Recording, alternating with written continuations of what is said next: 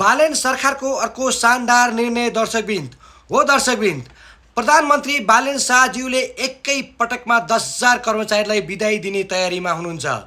यसको सम्पूर्ण जानकारी उहाँ दाजुले दिनु भइरहेको छ। एकचोटि यो भिडियो हेर्नुहोस् र प्रधानमन्त्री बालेन शाहले सही या गलत के गरे कमेन्ट गरिदिनु होला।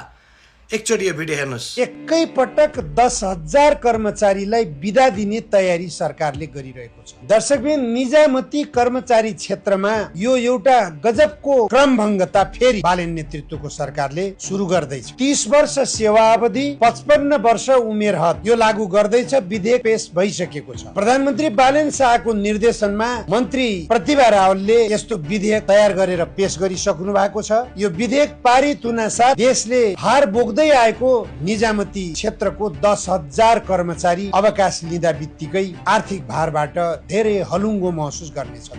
यो आवश्यकता किन थियो, यसतर्फ पनि थोरै छलफल गर्न जरुरी छ।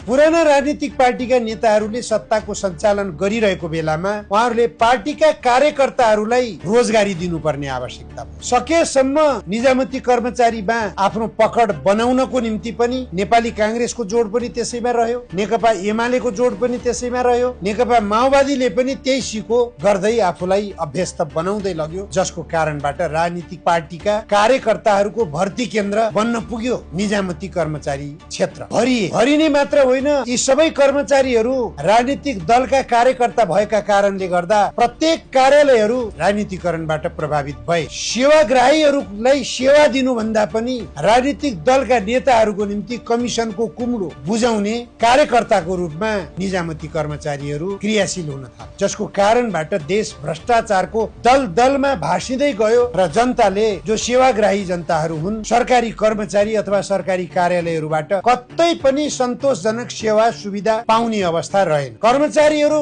ठूलो संख्यामा भएर मात्र सेवा पाइँदो रहेनछ। त्यसकारण अहिले बालेन नेतृत्वको सरकारले कर्मचारीहरूमा व्यापक कटौती गर्दैछ।